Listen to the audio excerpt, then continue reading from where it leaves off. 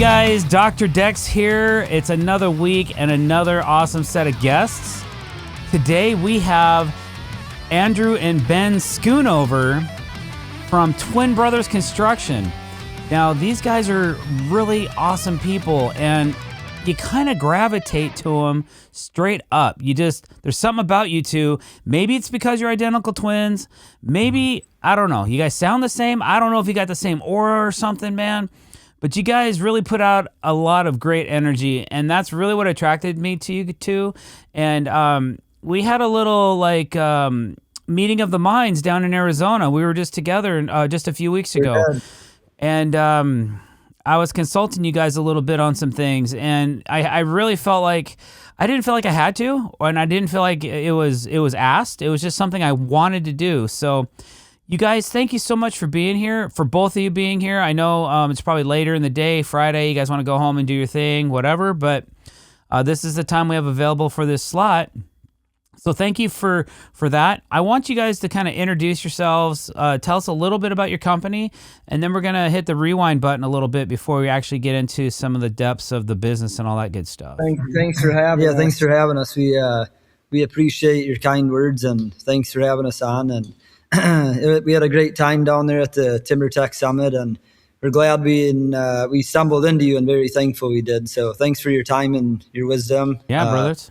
Definitely look up to you a ton. So it really means a lot to us. So thank you. But yeah, no, we're based out of Minnesota, South Metro area, specialize in outdoor living spaces, basically early spring into early winter. Obviously, it kind of depends on what Minnesota's going to throw at us.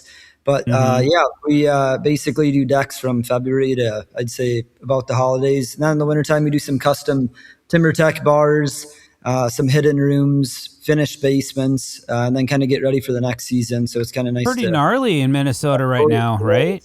It's like negative right now. It feels like negative 36 today. Yeah. So. Ugh. Yeah. It's Nine. a little chilly out there. Yep. So. Dudes, so you said something already that totally piqued my interest. Mm-hmm. You probably know what it is, but you said hidden rooms. Mm-hmm. So what's that all about? So we don't really market that as much, but that's something we're possibly going to get a little more into. As you should. Yep, thanks to you and the wisdom you've given us. But yeah, we've done kind of a handful of different hidden rooms. I'll let Andrew I think you guys should do like a gun room. A hidden gun room would be killer. Yep. So we have done and maybe it's not fully encased in concrete like you see some of the new gun rooms that when they're actually pouring the foundation, they actually have concrete walls as they should. Obviously, a lot of people like to put their valuables. It's more fireproof. Or steel box or something, right? Yep. So the handful that we've done have all been bookshelf rooms. So nothing too elaborate, but still that's kind of cool. It's like a bookshelf on a wall, right? And then you wouldn't know it was there, and then all of a sudden do you guys ever do like the secret lever thing, or do you just kind of pull on it a certain way, or like you just gotta pull it out? Funny enough, the hinges actually cost just about as much as all the cabinets would, or the shelves. So, it's pretty crazy. But, that's amazing though. Like, I want you guys to do a toggle, like a what do you call it? Like a push button, with a popper in it, right? Batman. Yeah. Do you guys know? Okay, so here we go.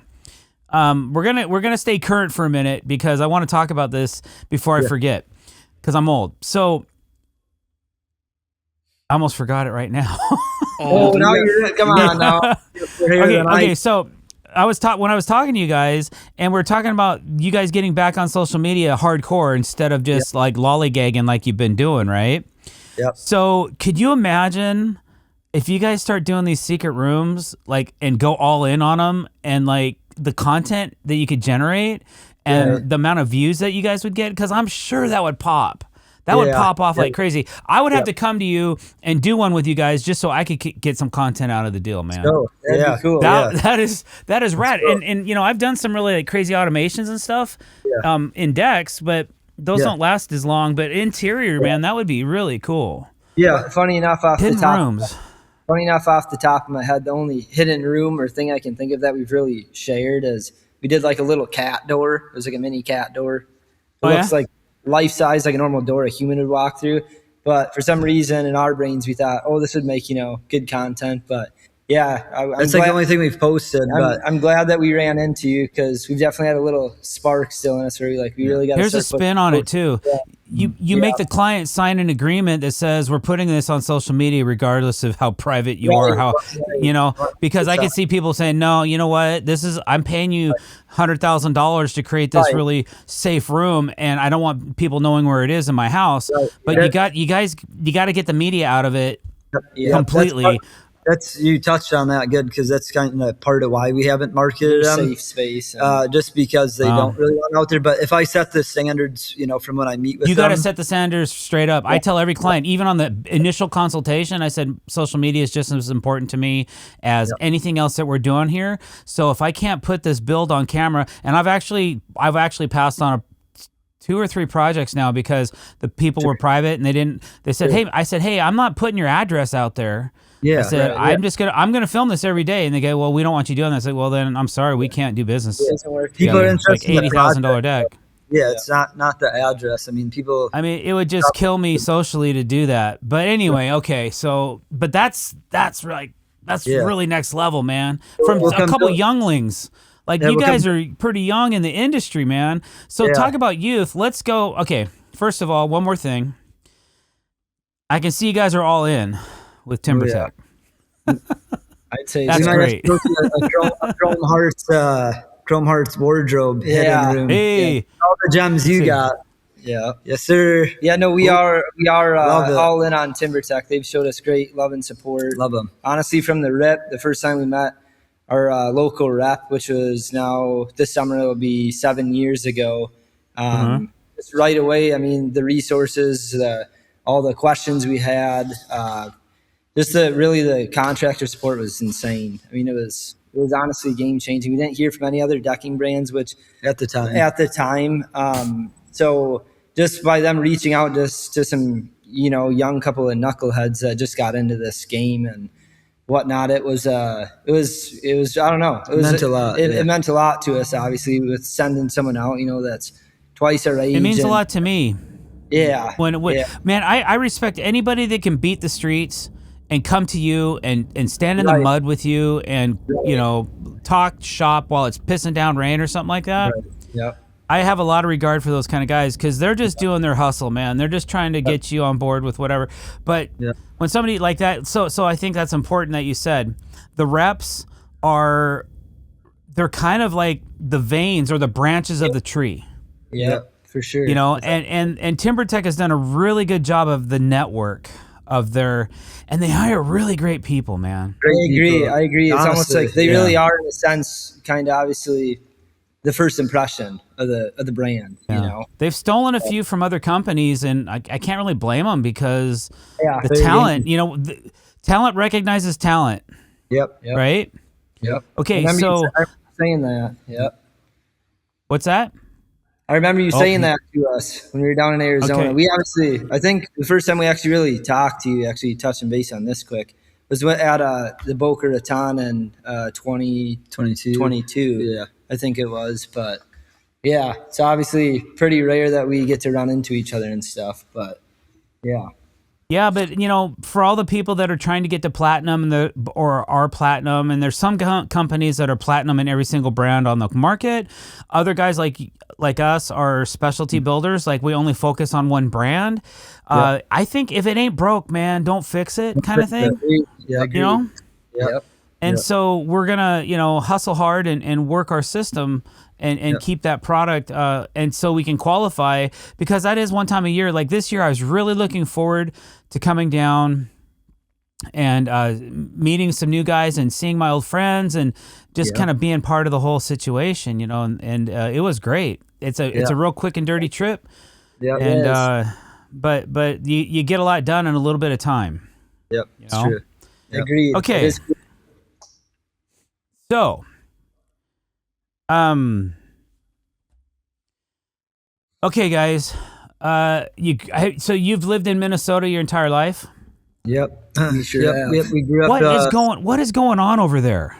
It's madness. Actually, today we were out and about for a couple of meetings, and we went to go meet with one of our guys who were actually interviewing, and the restaurant was closed, and we were like, what the heck?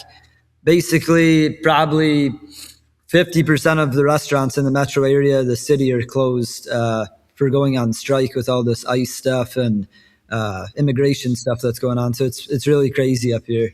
Yeah. See their vehicles out and about. It's wild. You guys are getting beat up. Like, there's just a lot going on in Minnesota. It keeps showing up in the news, man.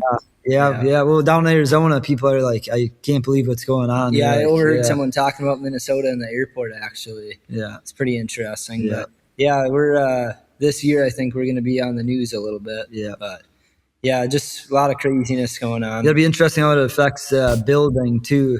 That's going to be a big thing. So they're really napping up a lot of builders and different trades and stuff around here. And we've talked to other contractors, and some of them have lost guys and everything, or they're in hiding or whatever. So it'll be really. Yeah. So we're all in-house crew here. We don't sub anything out. Some of our utility items on basements we do, obviously, like electrical, plumbing, and whatnot. Of course. And some of these guys, they don't all sub crews, and they're having a hard time keeping them, or they're scared, or they may not be legal. They're not here. documented. Not documented or on work visas or whatever. So wow, that is just We're seeing a little bit of everything. Yeah, just yesterday we were driving. Sorry to interrupt. We were this is driving. your guys' podcast. No, it was the same temperature as it was today. It was like negative 30 something wind chill, and that we saw two guys up on a roof today. So it's like just a lot of craziness going on. You got a lot of people that don't want to work, or obviously are trying to watch their backs, and then you got the guys that are still out there hustling, grinding. Trying to take care of that's rough. I think we're around. Go ahead. I think we're around a 0-degree wind chill, or maybe 10-degree wind chill, but that's pretty cold for us. It says it's 40 degrees outside, but I don't believe it, man. It's got to be colder than that. I know better. Do you build throughout the wintertime? Oh yeah, we do. Yes, sir. Heck yeah, I figured. Yeah, in the rain. Unless there's like we see you in the rain all the time. I'm like, man, doctor, he's a baller pushing through that. Yeah. It is what it is, man. You chose your path. You got to walk it. You can't just. We're not fair weather builders. Like I have friends in California. Like, yeah, if it starts to rain, we go home. I'm like, man, if I did that, I'd be bankrupt, bro. Yeah. Well, we signed up, so let's make it happen. Okay, guys. So we're a little deeper into. I knew it was going to be easy to get this done today because you guys are full of good information. So okay. So you grew up in Minnesota. So what was your grade school? I mean, growing up as identical twins, right? Yep. Man, I grew up with a set of friends that were the same, and but it's always fun to hear the story, and the upbringing, and do people still confuse you for each other? Oh, yeah. For sure. All the time, customers, our friends are probably the best about it. But when our grandparents were still around, customers. Start from the very start in elementary school. Elementary school. You want me to talk about our uprising? Yeah, man. Upbringing. Let's go. Let's talk about it. Grade school. What was it like? What was the funniest thing? What was the most difficult thing about? I could tell you. Come on, let's go. Let's do it. So, grew up South Metro, Egan area, moved around a lot. Parents split up in grade school.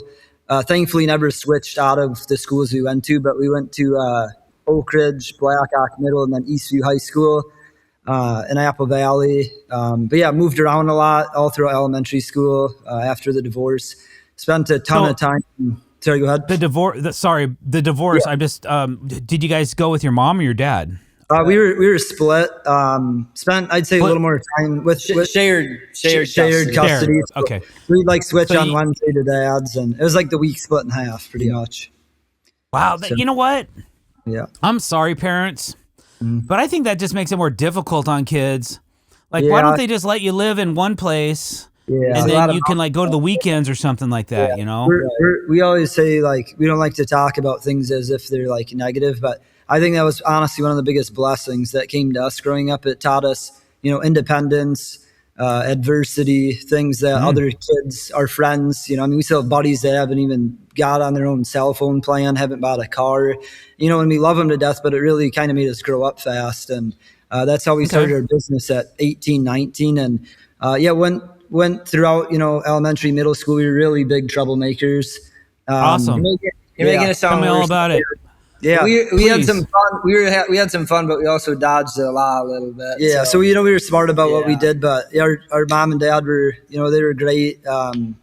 Times were really tough growing up, so we spent a lot of time working with their dad so he could save on like child support and child care stuff. So we were on a lot of job sites, learned a lot of words we probably shouldn't have learned at that age. But he's been in construction for about 40 years.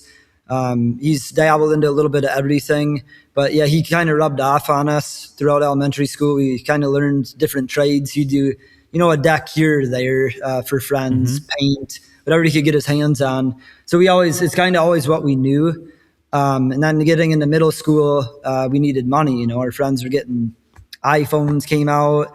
They all had, electric scooters, different stuff like that. So we actually started flipping limited shoes, like Jordans, all the limited stuff, Yeezys. Yeah. We had a bot. So we do a lot of that. Like reselling stuff to make money. We were taking the transit bus from whatever city we were living in at the time. To the Mall of America to sell shoes when we were like 12 years old. Made a couple of Facebook group pages of our own, made our own little logo. And next thing you know, you guys are young hustlers. When I became my first admin on Facebook, it was a big day. Being able to kick people out when you wanted to, but. Were you guys into studies at all or sports, or you guys were just on the hustle?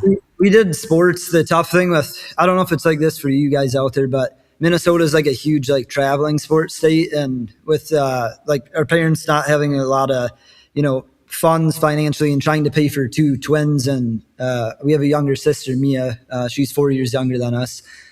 Poor her, but we had to put up with us. Yeah. But it was tough because everyone does traveling sports up here. I mean, the hockey, the cost to put a kid in hockey is very expensive.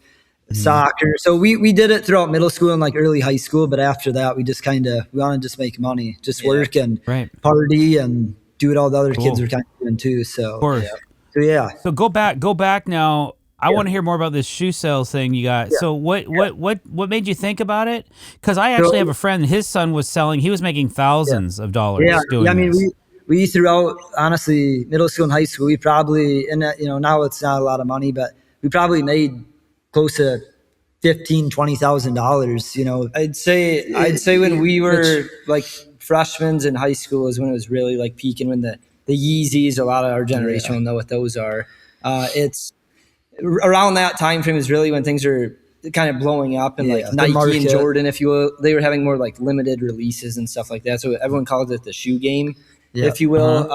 We just, for some reason, we just picked up on it and saw a demand for it. And, I remember coming into high school and we're meeting all these new people and seeing all these like older cats, walking around with these flashy shoes. Looks like they got traffic cones on their feet, I'm like, dang, that's pretty cool or whatever. So we kind of picked up on it around then. And somehow I must have just overheard. I honestly can't tell you really how I learned about it, but I remember hearing about someone making money on it. And I'm like, let's look into it. So we'd go camp in lines at the Mall of America, to get a overnight, loose sleepover, getting a pair of shoes that make you $100.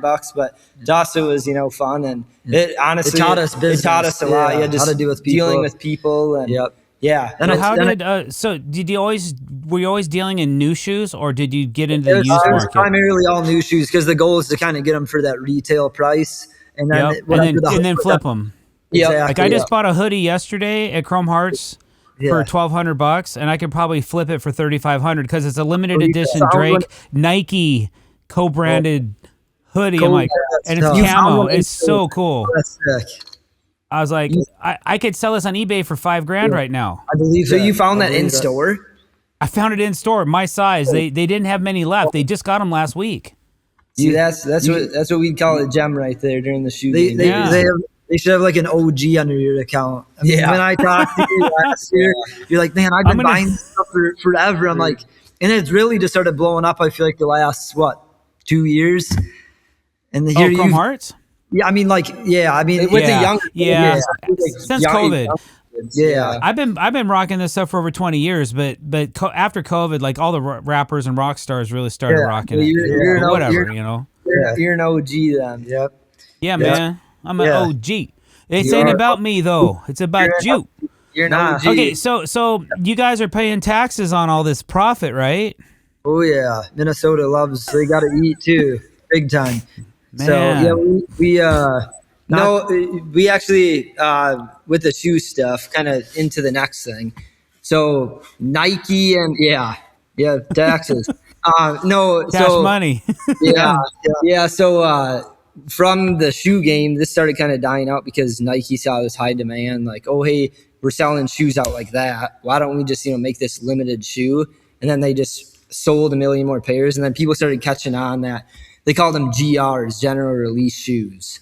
So they started making more GRs, making more quantities, but making it seem limited. So the shoe game kind of tanked a little bit. So then we got into around when we were probably a year and a half or so after we got into the shoes, we were like, well, we need to get a vehicle. Like, we're going to be getting our license soon. And we've always, for some reason, kind of been into like vehicles and like mechanical stuff and cars, just handy stuff. And so we ended up selling our whole shoe collections for our very first truck. And we were 15. We had to wait, I think, probably like 6 months or so before we could actually drive it by ourselves. Oh, that's a gangster move right there. We had our learning permits. Well, by the time I think we were maybe just after 16, we had 3 pickup trucks. We started buying and flipping vehicles. So then we learned that was kind of like the next thing. So we learned that game a little bit, and then we bought motorcycles, and those motorcycles are actually what we sold shortly after high school to buy our work trailer that we still have. What kind of motorcycles are we talking? Had CBR 600s. The Hondas, huh? Oh yeah. What's your favorite? So cafe racers, what you guys into? I love cafe Those racers. are sick. We love them all. We've had Harleys. We've had way too many toys. We've had Harleys, jet ski. I mean, you name it, we've kind of dabbled into it. But if you want a funny story, this is just a joke. But when we went and took our motorcycle license test, who do you think took Andrews for him? You? I did. I did. Sucker. That's just a joke. He came home and I believe it. He came home and he goes, Andrew, I got my motorcycle permit, and it's basically like an online thing for the permit. You got to go in at the DMV. You have to go in and test or whatever. Yeah. And he comes home and he goes, I got my permit. And I looked at him, I said, well, why didn't you tell me? Like, you should have told me to study, that's his job. And then he goes, well, why don't you just give me your ID? So he took my ID, went right back, and I remember climbing on the bike, and I get up. My dad lives at the bottom of this hill, and at the very top of the hill, there's a stop sign. I'll never forget this. And I stop at the stop sign, and I remember thinking to myself, I go, so what are the rules? Or what am I supposed to do? But I figured it out, trial, and thankfully no error. But good for you, So we definitely. Did you guys ride dirt bikes when you were younger? Yeah, a little bit. We begged her dad, and hell, one time I ate a whole thing of lasagna he burnt. I said, if you buy me a KTM 65, I'll eat that whole pan of burnt lasagna. So, and you ate it? Yeah, I ate it. You never got the bite. Probably about killed me because I only weighed about 80 pounds at the time. But yeah, right. Yeah, I imagine. But we loved dirt. We were big dirt bike fanboys. We loved it. And so now we try to buy all that stuff we want when we were younger, and try to take care of the team, take care of the parents, love them to death, and learned a lot from them. And we flip vehicles, shoes, kind of back to that. Now it's kind of just for fun. We do the toys like side by sides. You still do that now? Yeah, just for fun. Like if the deal pops snowmobiles, dirt bikes, side by sides, and we'll keep them. Like he's had his boat a couple of years. We had the trucks, but just kind of for fun, play around with that stuff. But we got pretty big goals for these next couple of years, especially this year's going to be a game changer year for us. And we'll get there. Easy. Do you want me to touch on kind of how we started the business? That was my next step, because you guys gave us a pretty good and we're still early in the we haven't hit a half hour yet, so dabble into the next side hustle then maybe. Well, if you got any more that you can think of, like are you guys are still in high school and you're selling trucks? Yeah, so we're flipping trucks, cars, whatever we can get our hands on. That was going great. We hit our junior year of high school. We were both 2.5 3.0 GPA students. didn't like school. We became friends with a lot of teachers. You know, we were kind of, I don't want to say class clowns, but we talked a lot, and we had great relationships with them. You're selling them cars. Yeah. And, you know, they'd actually, a couple of their teachers I can think of would shout us out. Like, they'd be like, you see these two, like, they're flipping shoes and doing this and that. And so they'd ask me like business questions, and we were both actually working at Best Buy at the time. And that taught us a lot, sales, and we were retail. We were like 16 years old, and we were moving like just as much as these, you know, 30, 40, 50-year-old. I believe it.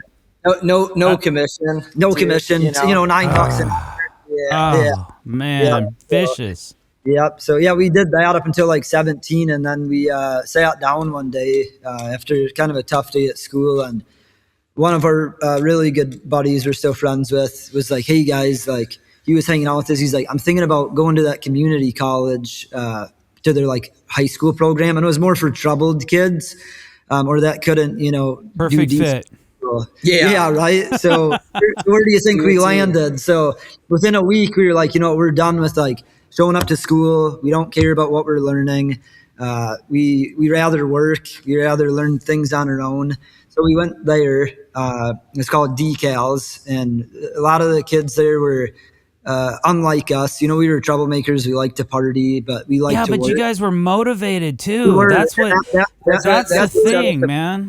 Yep, you're 100% right, and that's where we realized was when we got to that school. We were like, okay, were you guys like flipping energies together? Like you guys are always bouncing stuff off each other, and that was like that's what most kids don't have that at your age. So we're thankful. We're always kind of keeping each other in check and stuff. But when we got to the school, though, we definitely could tell that we were like different in a sense, and then. Actually, to this day, we became really good friends with the principal of the school. Yeah, we actually did her deck, which is funny. Yeah, we ended up doing a deck right for her. on. Just a couple years ago. She's retired now. Absolute sweetheart. Shout out to Patty. Yeah. Definitely going to send her this. Yeah.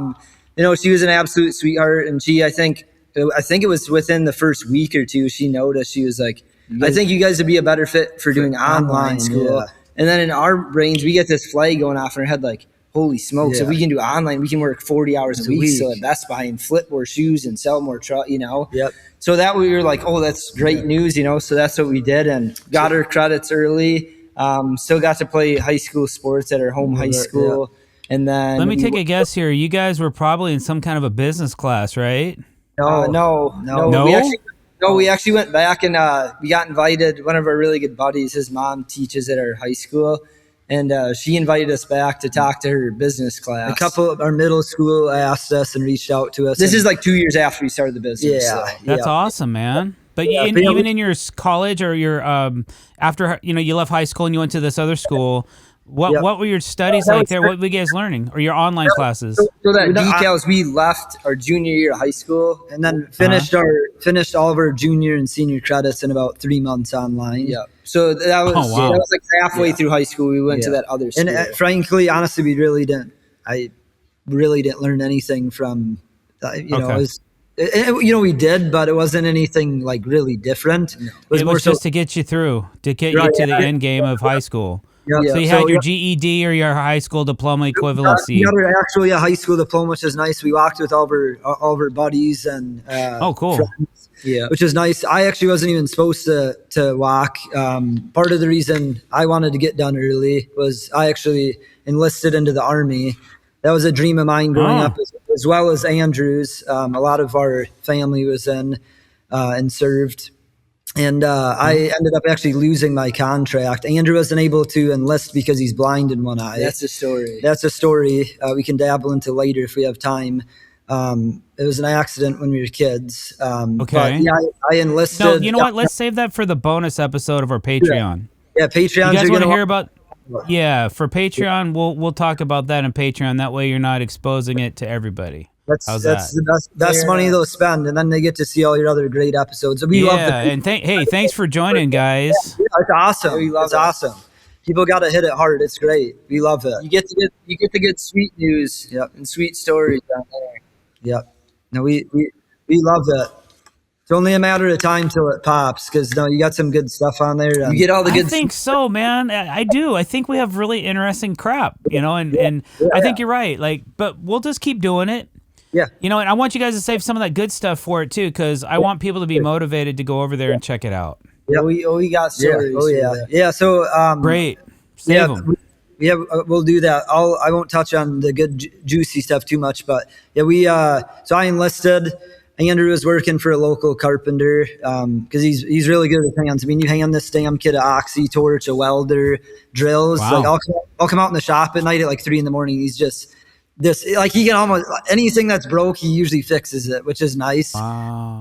He's always been awesome. a little more hands on. I've been a little more like number orientated. So business role wise, we picked up on that when we were younger. So I deal with more of the estimating, bidding, drawings, permits, sales, and then he runs and gets the jobs done, completed. But coming back to the Army stuff, he couldn't serve. I felt that it was my due diligence to do 4 years. So I enlisted because I wanted to go to Ranger Regiment. So I took the ASVAB, thought it was the actual test, and it was, or it was a practice test, but my recruiter tricked me and it was the actual one. And I ended up scoring like 93 out of 100 or 99 percentile. And I was sitting in the room taking this test, like, why is it taking so long? And he finally comes in and is like, oh yeah, sorry, I put you on the real one. We'll see what you score. Within about a week, I was enlisted. I got my contract I dreamed of. It was an airborne ranger contract. So I basically was guaranteed to go through the whole pipeline, like OSET, airborne, and then selection. And that was like when all of the kids in our grade were seniors. And I was only 17 still. And I was running in the woods in the wintertime. My ship date was January 23rd. I ran like crazy. Around the holidays, I was rucking. For months, I was doing this. And I ended up getting really sick before my ship date. It was kind of a blur, honestly. I didn't want to see anyone. I just wanted to go. And I show up to MEPS to ship. And the doctor said, I'm a no-go. I can't because of pneumonia, he says.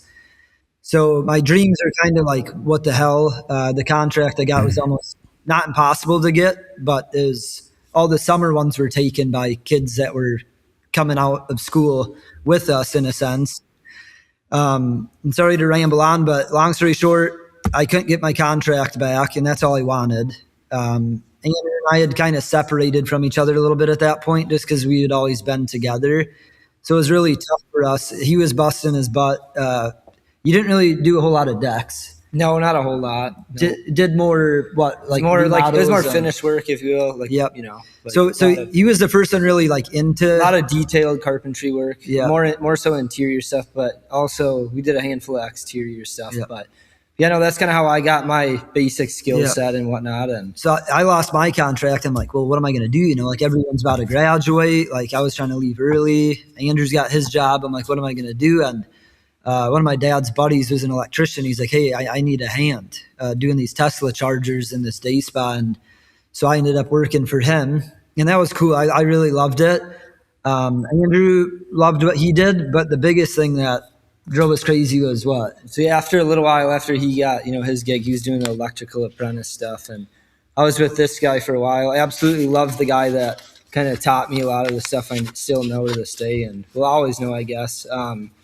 One thing I really noticed, since we were always, young little hustlers and stuff, is we always have had this drive to kind of go to the next level or like fend for ourselves. And we've always had that motivation to, wake up in the morning. If we got a, dream in mind, we're going to go after it. We never really needed someone to tell us what to do, to motivate us. And so I always kind of struggled with it, or I think you probably could say the same. Working for people, but when you put us at work, like we'd get it done. But there's always that little part of me that I'm like, So this guy I was working for, I didn't like the way he treated his employees, and I actually kind of had a falling out with him. I got a hernia at age 19, and with him, he tried actually having me carry not him, but one of his lead carpenters tried having me carry a table stop onto the roof, which is on a ladder, which doesn't really make sense. Yeah, come on, man. So and I went to step off and I felt something weird, and not to get super graphic, but this is kind of what started the whole deal, where I was like, I need to do my own thing. I remember I felt something kind of weird, and I went to go to the bathroom about an hour later, and I went in the bathroom. I looked down, and I saw a weird lump, and I was like, "That's weird." So I pushed on it, and it goes zoop. It goes right back inside, out. And I say to one of the guys I was working with, this Scott, I go, "Hey Scott," I go, "I have this weird bump like right here, or whatever." And he's like, "Okay." And I go, "Yeah." And I pushed on it, went back in my body. He goes, "Andrew, get in the truck." And I had no idea what a hernia was, but the owner, after I like went to the doctor and stuff, he was saying like, "Oh, it was a pre-existing injury," and like this is actually what I'm glad I brought this up. This is what really lit a fire under my tail. It sounds crazy. After I got checked out by the doctor, and they were like, "Yep, you need surgery and stuff." I sat down with the owner, and then he had two other guys, like the VP and the project, or like my project manager, sit down in a room with me. I was 18 at the time, and he basically tried telling me to pound sand, and that I came because I was only working for him for, I don't know, maybe like half a year, maybe not even a year. He tried telling me that it was a pre-existing injury, and there's no way at your age, like, that an injury like this can happen. Like, something's wrong with you. And I do have a voice recording of it, just in case. I went in there, I knew that this dude was going to try and light me up, and I still have it. I'll never forget it to this day. About halfway through, he goes, if you're 19 years old, or however old I was, 18, and you're getting injuries like this, you're not cut out to be in this industry. And man, that was like taking a blowtorch under my tail. I was like, I'm going to show this guy. And then I remember I thought of this. I looked at him and I said, I don't want to say his name, but I looked at him and I go, "Hey, do you remember that you sent me, or I had to go to the urgent care like 2 weeks ago and get a physical to get my DOT card?" And they're like, "Yeah." And I go, "Yeah, they checked me for a hernia and they gave me the card." So I brought the paperwork back to him, and it showed that I passed for the hernia. So I was like, told you, here you go, buddy. And he still tried fighting it. He obviously just didn't want the claim, he just obviously didn't want to, which I understand. But after how he treated, you got to take care of your guys. He treated me, and then the guys that work for him that have families and work, twice as hard as I do, and like really did it at that time for a career. I was like, I know I can treat people better than this, not only employees, but my customers. I'm not showing up at someone's project. He'd have 20, I hate to talk bad, but it's the truth. I mean, he'd have 20 projects going at a time. A homeowner would be lucky if you're there once a week. Yeah. And I knew, I picked up on this stuff. They'd ask Andrew and say, "Oh, are you, do you know when you're going to be back?" And he's like, "I don't know. I have no idea." So after all this, that's when we both put our heads together one night. Shortly after graduation, when our grade had graduated, we were obviously out of school, and we were like, we got to do something. Like, I can't go in. I'm not going to be a cook, and nothing against him. But you had a girlfriend at the time too. That was a big deal, but things were slowly changing. We were going into adulthood, and we were dabbling into girls. We hung out with our buddies more than anything throughout high school and partied. And so we were kind of just trying to figure stuff out, and at that point we were kind of like, we got to start our own thing. And not too long after high school, I'd say it was probably, we were just about 19 years old is when we started. We're like, all right, like, we got to figure this out. And end of 20. We picked one night to meet. We sat down, we drew up our face logo right here on a napkin, and in our grandpa's kitchen. Yep. So, our grandpa's. That's what kind of lit the fire under us. We've always had this little part of us, so we knew we wanted to do our own thing, but we were both pretty unhappy with where we were at, and we knew we could treat people better. Hence why we got into the service, industry, and like providing people with decks. It's what we like to do. I mean, so it just was a matter of time, and I guess we just had to experience. We kind of fell back onto the construction because it was what we knew. That was like our daycare growing up, and our grandfather, which we spent a lot of our life living with too. He's like a second dad to us, like our best friend. He was in the industry too, and it just was kind of like second nature at that point. And all commercial construction, though. Yeah, and we like dealing with people. I think that's why we really like the residential side of things. Is that kind of close, tight knit, or bond with our customers. It's much more personal, right? We really like that about it. Getting to meet all these different people and families. We've done some commercial stuff, and we still will, but like decks are what we love. We love outdoor spaces, and we don't want all of our eggs in one basket. but it's really what we love. We tried a little bit of everything, and I guess here we are. Well, right after we started our deal, we both we kept at our jobs. I think you were first to leave your job. Yeah. And I kind of was taking everything I could, like finding all the good in this company I was working for, trying to learn as much as I could. And not that he was trying to take from it, but he was just, I was trying to take from it. Let's be honest here. Okay. Good to be, I don't we basically started, pen and paper, we're on a napkin in the grandpa's kitchen, made a Facebook page, and then we jumped on, it was called Next Door Neighbor. We took whatever job we could get, man. I mean, whether it was curtains or tile backsplashes or shower enclosures or restaining decks. I mean, we were 18, so we were taking whatever we could. How we moved a kitchen. We moved a whole kitchen for probably a third of the cost of what it should have been. But when you're an 18-year-old guy, or turned out beautiful, but boy, did we lose some money on that one. I mean, that should have been now that's a $150,000 job. $200,000 job, and I think we did it for $60,000. But to see that number at 18 was really like, okay, that's a lot. We can do this, And then I remember we got our first deck check, and we were like, all right, like let's see if we can do this fast. Our first deck, we hated it. We hated first it. 2 decks I built, I was like, I don't like this. So we didn't quit. All right, we'll try another one. And then Andrew's calling me, man, I just figured out this, this is so much faster. We're not hand banging 3-inch nails into our hangers. Like, I got this gun.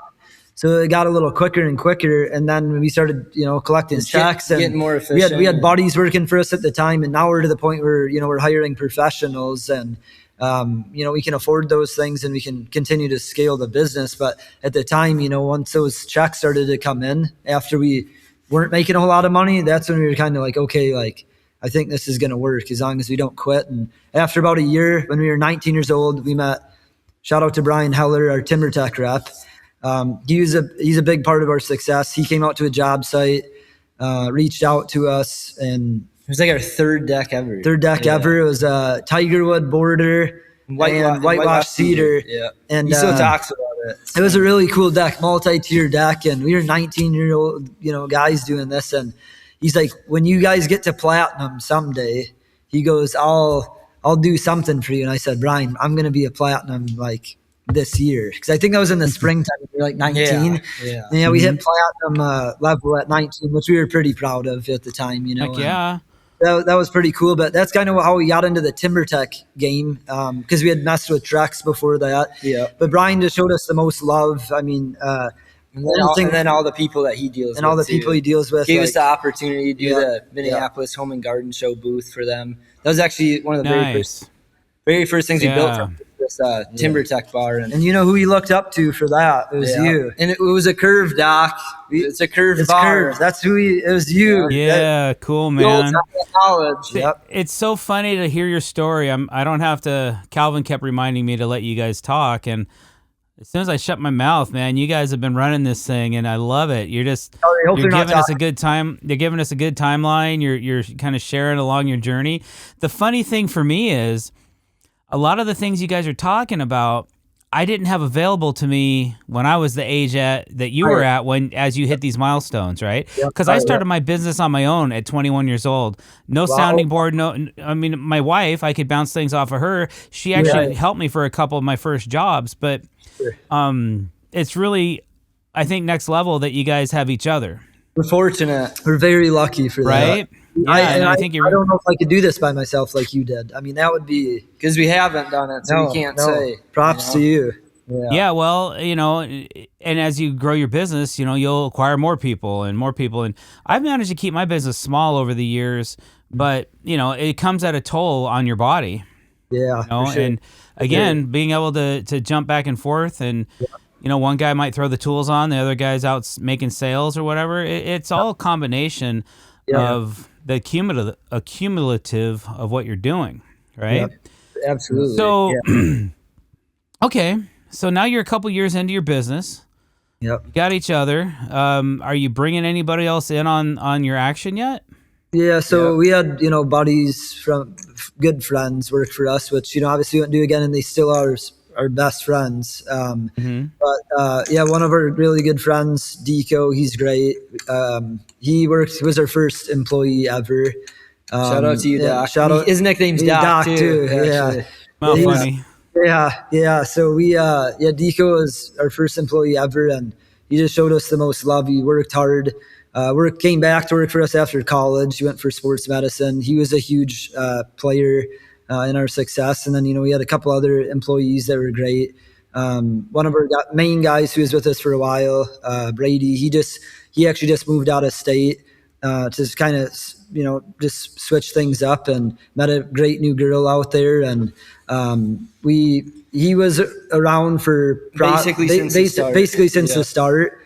So that was kind of tough losing him, but it is also a blessing as well to us, because having friends, work for your business is really tough. And it's something we definitely wouldn't do again, but it taught us a lot, So now we're to the point where we're looking to hire professionals, guys that really know what they're doing, because everyone that worked for us, Andrew and I had taught, and Andrew and I had just learned ourselves. But by the time we were 20 years old, it was us two, and then two guys. We had maybe like 5-6 other friends or people we know work for us. Yeah. Over the last couple of years, one or two not being friends beforehand. But I mean, when it was just the 4 of us or 3 of us, we were doing like we got a lot done. 40, 50 decks a year. Yeah. So we were just nose to the grindstone, going hard. Great group of guys. Great group of guys. Yep. We love them all. And now it's just us two. We've been actually really busy interviewing a lot lately, and looking to kind of get a new team going with guys that have experience, and that have been in the trade like yourself for as long as you have. And so a lot of it's been babysitting, and like you said, his body's really starting to get beat up now. So we got an office manager now, and then outside of us too. Wow. Yeah, we're looking to really grow this year, and hence it should help us. Wanted a fresh start and to kind of put back in, and kind of go all out.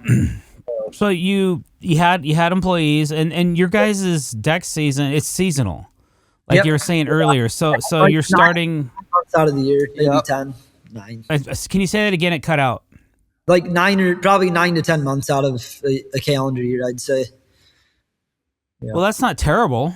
No, not bad. It's kind of nice to catch your breath in the winter time, a little. Do you like give your guys unemployment for the couple months they don't work? We always so we decided to get rid of our guys this fall before we wanted to kind of take a step back and slow down to speed up, essentially, because we've never we've never taken more than a week off of work. So we purposefully completely remodeled our shop. We've done a lot of things kind of behind the scenes, and things that we haven't really set aside time or made time for on the back end.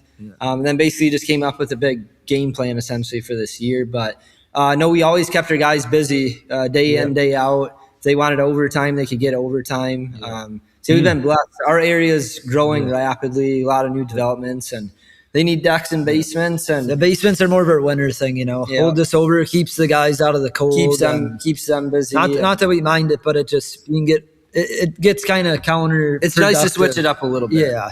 It's kind of nice to show off some other things on the portfolio and stuff too. But know what we absolutely love is decks. Yeah. And porches, everything outdoors. We like that. So we spend all our free too. Yep. So I feel that. How many decks do you think you've built over your years? That I've built? Yeah. Again, I've been really small, but when I've had, I think the most employees I've had is we've had a 4-man crew. Yeah. But it seems like when I run a 4-man crew, somebody's always standing around. Yes. Yep, we've seen that too. Like, hey, and I'm pointing fingers saying, hey man, get back, I need you to do this. I don't need you to stand and wait for the chop saw. Yep. Or, wait in the bathroom line or whatever. Right. So I found that a 3-man team, regardless if I'm on it or not, is most efficient for my style of build, I guess. Yeah. Especially your style of build, because you're really using your head. Yeah. That's what you got going. Yeah. Not to mention you have like 7 decks in one deck for some of them. Yeah. So I can I've seen the 4-man thing like you were talking about, where it seems like there's someone always standing around. I can see how you would really see that, especially in your. It drives me nuts, and if I had a 6-man crew, Oh, unless we're all in synergy or something, then Yeah. maybe. But there's just going to be kidding. times where somebody has to do something so somebody else can do something else Yep. behind the first person that's doing it, something Yeah. different task. But the second task can't be applied until the first task is finished. Yeah. And when those kind of things go down, it's just like, oh boy, you know. So I mean, even with a 3-man crew, sometimes I got a guy standing around. So you know, I couldn't imagine. So it's either you break them off into different teams, and then you're running 2 projects at the same time. Right. But I've always go ahead. No, sorry. We Nope. yeah, we've digging into that a little bit. We've always really just been one job at a time, but there's been a couple of big ones, you know, where we were waiting for, you know, piles or an inspection or something like that. So we'll kind of dip into another one, but we like that too, just the small, tight knit. I think customers appreciate that too. Yeah, you know? seeing you show up every day Yeah. and stuff, they appreciate that. That's personally what I would want too, you know, as a customer. And so we like to I look at that, agree. those kind of things. But yeah, no, all the guys that we've had working for us have been phenomenal. And yeah, this year we want to start kind of with an A team. Once we can get, you know, kind of that super situated and this new group of guys dialed in, we've considered digging into 2 crews. But Are either of you going to be on that crew? I will are you be. guys- I will be probably like 2 to 3 days out of the week, I'd say. Maybe every day, but I mean, depending on the week, I guess. Yeah. But If I have time, I'm going to be there. and we don't mind. You got to create the content. Yeah, we will. That's part of why we need to free up our got a hands. plan. So, Yeah. because like I said, having buddies work for us, you know, it's tough wanting to yell at them and. not yell. Well, I know, but Just be stern. Just to be You're stern right, with them. you're right. I really started getting good at that. So I got a couple of nicknames, but no, having buddies work for us is tough, you know, because you didn't really want to, you didn't want to scold them, and it was. We need guys that have a drive, and not that they didn't, but I think it'll really take us to the next level, and then having someone that's Very interested in the work. And they are right. You know, they were doing it for more of a paycheck, and I think they kind of liked it, but it'll be different having someone who has, you know, they like the type of work they're doing. like really enjoy it. Right. They're super interested. And now our hands Yeah, should get man. a little. So We had a lot of If you fun. can get- But if you can get guys that come to work and they enjoy themselves, then it's not really work so much. right. we were pretty And, fortunate. people that look forward to it, it makes a big difference in their, Yeah, their we demeanor. haven't. We're lucky just coming into this new year. We haven't even put anything out there about hiring anything. We've had and- like probably 8 to 10 people just reach out to us, just, you know, wanting to talk. There's 4 to us. guys that we're really considering that have been great to deal with so far and talk with. Yeah. And So yeah, how many I guys are you gonna initially bring in? We're probably looking at 3 to start, and just we don't want to do too much at once, you know. And I mean, kind of figure out positions and see how they work and whatnot. But you'll probably start with 3 and then see how the year goes. if we take another one, we'll have to probably dabble into a second Crew, Yeah. like you, because you don't want a 4th guy. Yeah, you sitting don't want. around. So Yeah, you can yeah. split those 3. If you add a 4th, then you can split them into 2s. Yeah. And as long as you got a lead man and a cut man, Yep. or a lead man and a laborer, you know, you can make that work. The 3rd guy really just helps speed things along. So you have your lead guy, and then you have your, I don't know, I wouldn't even say apprentice, but maybe just a second lead guy or somebody that has skills. Somebody's got to be in charge. And then you've got the 3rd guy that is your pickup guy. Yep. And he keeps the job site. I can't believe I got this guy Bentley that works for us, and he's just, you know, he just is willing to do whatever. But most of the time he's cleaning, putting away tools, organizing trailer. I didn't realize that our trailer needed that much organizing. Sure. You know? I'm sure you love it now too, don't you? I do, but it's sad because after we finish the job, I'm like, didn't you organize this? It looks like crap again. Yeah, So fast, it goes pretty quick, doesn't it? Yeah, but then you got the boneyard and you know, because I run my business out of my residence. We live on an acre and a quarter, and I have to keep it tidy. And just 3 or 4 quick dumps between framing and decking and railing and. You know, you come and go. I just don't throw everything on a job site and let it sit there until I'm finished. We kind of clean as we go, that's so what it's we not do so too. bad at the end, right? That's what we do the too, client seems to appreciate it, but yeah, I get it. Yeah. instead of parking smart. a big dumpster in their driveway or having one of these bags, there's a big garbage bag, sitting on the curb or whatever. Right. And we demo same day, and we just like to Yep. treat it as if it's our property. We really care for our things and stuff. So we get rid of stuff same day it's out of there. So what Nice. it was. Some of those decks Very you're tearing down, you got to be running Yeah. multiple dumps, don't you? Yeah, but we got a 550 now with a big bed on it. No way. Andrew's been talking about those. You like it? I do. And if you're good at Tetris, then you can stack a truck pretty tight. That's true. I think it took us on that big job, that 6-month project. It probably took us 3 or maybe 4 loads, but it's a lot cheaper than a dumpster. Like I can load a truck and dump it for $400. Yeah. I don't know how much a dumpster costs, but you're probably getting 2 or 3 trucks to equate a dumpster. Yeah. But I can get rid of it same day. Wow. Yeah. That's gone. Yeah, it's pretty convenient to say the least. But Yeah, I have no idea what a dumpster costs. I've never rented one since I've had my business. The dumpster now we're looking at like a 20-yard or 30-yarder is like up to like $600 now. At least. $500 ish. That's just for the dumpster rental plus the dump fee, right? That's included into the dumpster. We're Oh lucky. wow, that's a deal. Yeah, for us to get rid of our dump trailer, I'd say on average, It's like a 10-yarder, 80 to $100. Yeah, it's only 80 to like. Oh, that's $100. cheap. You guys are lucky. We're good buddies with the guys at the dump, though. We go there. Oh, good for you. Yeah, it's expensive here. Yeah, we don't bribe them at all. So with deer meat or deer meat, they're great None guys. of that. Nope. You didn't get none of that. None of that beer from me. Speaking of which, Corona. we got some goodies we're going to be sending out to you. We gotta send you a keep care an eye package Yep. for having us Yes, for sure. Yeah. So text Okay. us your address when we're done here. We'll handle that. We're getting ready to do a whole new outdoor kitchen. I might be redoing my whole back deck, but that's going to take a couple months. So I don't know. Like, it's a big investment. When I've had over a month off work right now. Because the end of 2025 was a little weird for us. We did that really big project, and then we kind of buttoned up a bunch of stuff. Yeah. And now, because right before the holidays, it kind of got slow. And we haven't had that 1-year backlog that we're used to. What's your guys' business been like? Yeah, I was actually going to ask you the same. Right now, we're selling really good. It's picked up after the holidays. That holiday lull. We always see it around the 4th of July time frame typically, and then around the holidays. But I think it's going to be another great year of growing. We've grown about 50% every single year.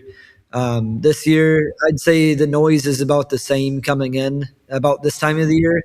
Maybe a little bit slower, but it comes and goes. But it's looking pretty good. But we usually typically book out only about 3 months in advance or 2 months in advance. We've had 2 couples that wanted our business. They got like 3 different bids, but liked us so much they've been waiting since end of September, early October. So those are going to be our first 2 for the year. But yeah, I can't believe. So you've had stuff that's a year out. Yeah. Wow. Holy smoke. I mean, and I'm selling masterpieces, man. Like, full full 3D renderings with all the goodies and stuff. Yeah. And when you find those kind of clients, and if you are what they want and you sell them on you, then they're willing to wait. I always have a 6-month waiting list. Always. I'm impressed with you and your projects. I mean, they're insane compared to ours. So that's pretty quick that you can even do that. I mean, that's a wait, but I'm impressed. That's insane. I'll just say this, and I'm not putting this in any particular term, but it feels good to inspire others. You know what I'm saying? Like if it makes you guys think, hey, I want to be like this. I want to do this. I want to try this because this guy did it. If he can do it, we can do it. Yeah. And if I'm the guy that pioneered that, then, imagery is the best form of flattery. You guys will put your own spin on it, though. Yeah. But I think that's what's cool about social media and YouTube and all this stuff that's come along. I didn't even have a cell phone when I started my business. That's how we found you. Props to you. Seriously. Yeah. No, from the rip, though. Man, look at this Dr. Dex guy. Like, you see this kind of, like, man, I know that guy. No, since the rip, or even our employees would randomly send us reels or like YouTube shorts, like, oh look at this like trick or whatever. Guess who's in the background? Good old Doc.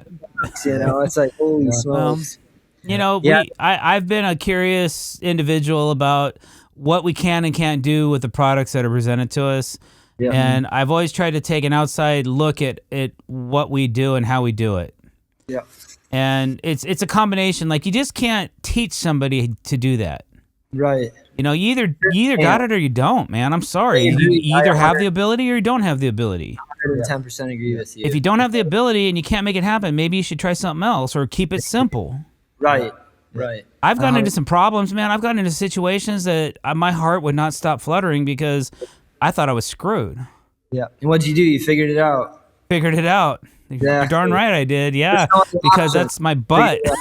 That's you. Sometimes it costs. Yeah. Sometimes it costs. Okay. And apparently, guys like us, like putting ourselves in those kind of situations. Like, for us, even as kids, like, oh, bought a crappy truck, you know, it needs brakes. I can't afford brakes. Or to bring it to a shop. That's how we learned how to fix them. That's how we learned how to build. You know, we didn't leave till our customer was happy, but we always, even if we were losing the first year or 2 years on our projects, that's really how we learned, is trial and error. There's no other option.